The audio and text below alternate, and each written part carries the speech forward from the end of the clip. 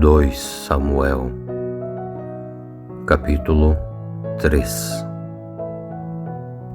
E durou muito tempo a guerra dos que apoiavam a família de Saul e os que apoiavam a família de Davi.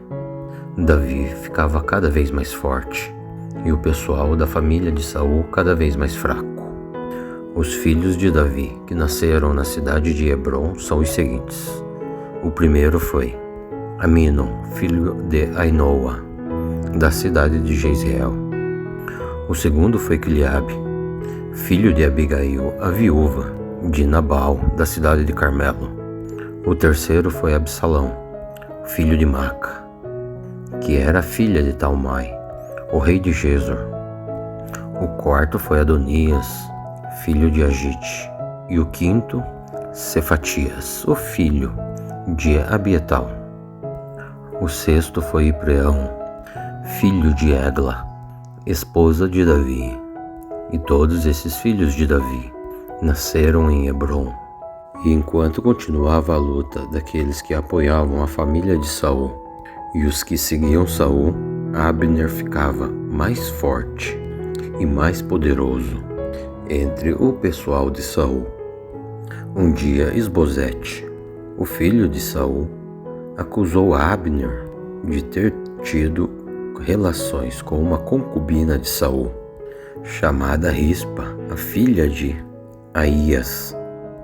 Abner ficou furioso com isso e disse: "Você pensa que eu sou traidor? Você pensa que eu passei para o lado da tribo de Judá?" E continuou: "Desde o começo eu tenho sido fiel à causa de Saul, o seu pai, e aos seus irmãos e aos seus amigos, e tenho evitado que você seja derrotado por Davi.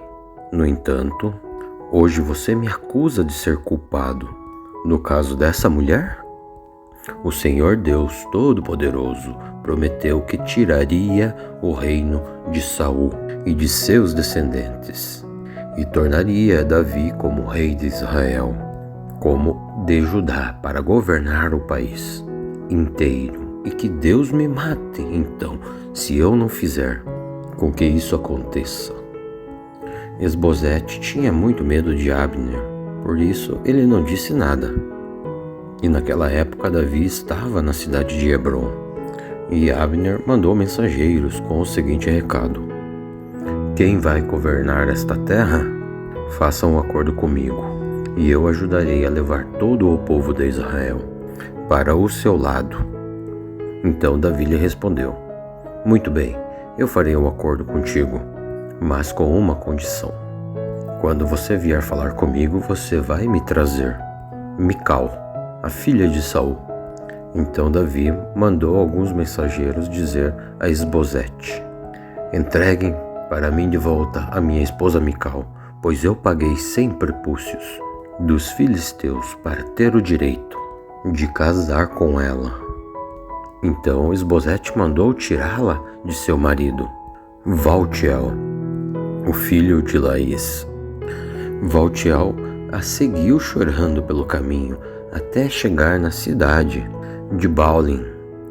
E então Abner lhe ordenou: "Volte para casa, homem." E ele voltou. Então Abner foi falar com os líderes de Israel e ele disse: "Há muito tempo que vocês queriam que Davi fosse o rei de Israel. Então agora é a hora de agir. Lembrem-se que o Senhor disse: eu lhes darei o meu servo, Davi, para salvar Israel, tanto dos povos filisteus quanto dos outros inimigos." Abner falou também com o povo da tribo de Benjamim. Depois foi para Hebrom para contar a Davi o que o povo de Benjamim e o povo de Israel haviam dito e resolvido. Abner, com 20 homens, foi a Hebrom para se encontrar com Davi. E então Davi lhe ofereceu uma festa. Abner disse a Davi: "Eu irei agora e conquistarei todo o povo de Israel para o Senhor, e eles irão o aceitar como rei. Aí então o Senhor terá o que deseja e governará o país inteiro." Então Davi deixou Abner ir embora em paz. Pouco tempo depois, Joabe e os soldados de Davi voltaram de um ataque rápido, trazendo muitas coisas que tomaram dos inimigos. Mas Abner não estava mais em Hebrom com Davi, porque Davi já tinha deixado-o ir embora em paz. Quando Joabe chegou com os seus soldados, contaram a ele que Abner havia ido falar com Davi e que o rei Davi havia deixado ele ir embora em paz. Então Joabe foi falar com o rei Davi e disse: "O que foi que o Senhor fez? Abner veio aqui e o Senhor deixou que ele fosse embora, sem mais nem menos? Ele veio aqui para enganá-lo, para ficar sabendo dos lugares onde o Senhor vai e tudo o que o Senhor faz. E o Senhor sabe disso." E logo que saiu de perto de Davi, Joabe mandou mensageiros atrás de Abner, e eles o alcançaram próximo ao poço de Sira e o trouxeram de volta. Mas Davi não ficou sabendo disso. Quando Abner chegou a Hebrom, Joabe o levou para o lado do portão, como se quisesse falar com ele em particular, e enfiou um punhal na barriga dele.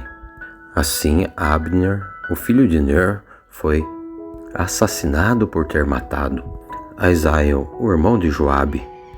Quando soube disso, Davi disse: "O Senhor Deus sabe que eu e os meus seguidores não temos nenhuma culpa no assassinato de Abner. Que o castigo desse crime caia sobre Joabe e toda a sua família, e que nunca faltem em sua família homens que tenham gonorreia ou lepra, ou que sejam capazes de fazer somente trabalhos de mulheres, ou que sejam mortos em batalhas, ou que não tenham o que comer." Assim Joabe e o seu irmão Abisai assassinaram Abner, porque ele havia matado Asael na batalha de Gibeon. Então Davi mandou que Joabe e os seus soldados chorassem por Abner, e que em sinal de tristeza rasgassem as suas roupas e vestissem roupas de luto. E no enterro o próprio rei Davi ia caminhando atrás do caixão. Abner foi sepultado em Hebrom, e o rei chorou alto, próximo ao seu túmulo, e todo o povo fez o mesmo. Então Davi fez esta lamentação para Abner: "Por que teria Abner de morrer como se fosse um louco? As suas mãos não estavam amarradas, e nem os seus pés estavam atados. Ele morreu como alguém que é morto por criminosos." Então o povo chorou novamente por Abner. O povo tentou convencer Davi a comer alguma coisa antes que o dia terminasse. Mas ele fez este juramento: "Que Deus me mate se eu comer alguma coisa antes que o dia acabe." O povo ouviu isso e gostou, e de fato, o povo gostava de tudo o que o rei fazia. Assim, todos os seguidores do rei Davi e todo o povo de Israel entenderam que ele não tinha tomado parte no assassinato de Abner. E ele disse aos seus oficiais assim: "Fiquem sabendo que hoje morreu um grande líder de Israel. Embora eu seja o líder, o rei, escolhido por Deus, o Senhor, eu me sinto fraco. Os filhos de Zeruiel são muito violentos e demais para mim, e que o Senhor Deus Todo-Poderoso castigue esses criminosos, como eles merecem."